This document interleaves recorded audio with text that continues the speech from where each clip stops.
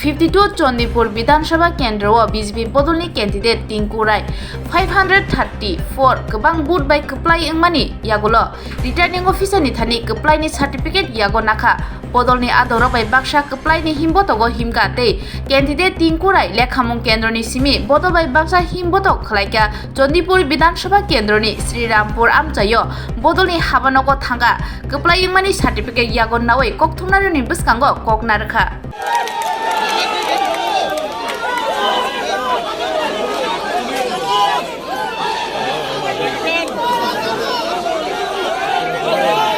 প্রথমবারের মতো জিতলেন, রাজ্য বিধানসভায় পা রাখতে চলেছেন, কি বলবেন? প্রথম অনুভূতি, সার্টিফিকেটটাও হাতে নিলেন।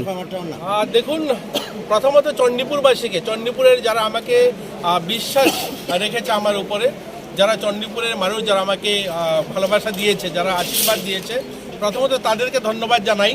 পাশাপাশি এই যে টিম যাদেরকে দেখছেন, আজ যারা কাউন্টিং হলে ছিল, এই লোকগুলো যেদিন থেকে আমার ক্যান্ডিডেট ঘোষণা হয়েছে সেদিন থেকে যেভাবে এই চণ্ডীপুরের মাঠে ময়দানে ছিল, তাদেরকে ধন্যবাদ জানাই। চণ্ডীপুরের যারা ভারতীয় জনতা পার্টির কার্যকর্তারা রয়েছে তাদেরকে ধন্যবাদ জানাই।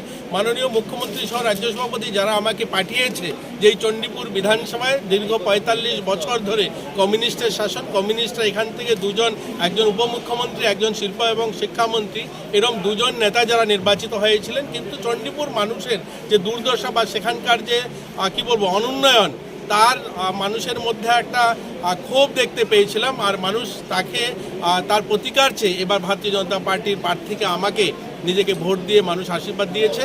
আমরা চেষ্টা করব আগামী দিন এখানকার মানুষের ভাগ্য পরিবর্তন, আমাদের পরিবর্তন করা, এখানকার উন্নয়নের জন্য আমরা সামিল করতে পারি রাজ্যকে, এই কথাই বলবো আজকের দিনে। আর আগামীতে আপনাদের সঙ্গে কথা হবে, দেখা হবে, আপনাদের সবাইকে। শেষবারের মতো দক্ষ নেতৃত্ব হিসাবে অনেক আগেই পরিচয় পাওয়া গেছে টিঙ্কু রায়ের। এমন কি ক্যারিশমা, হঠাৎ করে ৪৫ বছরে বাম দুর্গকে চুরমার করলেন? আর দেখুন, এরকম কিছু নয়। এখানকার অনুন্নয়ন, অর্থাৎ এখানকার মানুষ যেভাবে বঞ্চিত ছিল, যেভাবে এই চা বাগানগুলো বা এখানকার গরিব মানুষগুলো দেখলে মনে হয় না যে ৪৫ বছর দুজন বড় নেতারা নেতৃত্ব দিয়েছেন, সেটা দেখলে কোনো অবস্থাতেই সেটা মানুষ উপলব্ধি করতে পারবে না। তার থেকে মানুষ পরিত্রাণ চেয়েছে। দাদা, চণ্ডীপুরবাসীর উদ্দেশ্যে কি বলবেন? একটাই, চণ্ডীপুরবাসীকে অভিনন্দন জানাই, শুভেচ্ছা জানাই। আগামী দিন তাদের সকলের ভালোবাসা চাই। আমরা সবাই মিলে চণ্ডীপুরে উন্নয়ন করবো।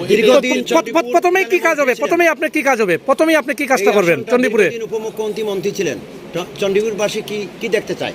দেখুন, চণ্ডীপুরের উন্নয়নের জন্য যা কিছু করা দরকার আমরা সেটাই করব।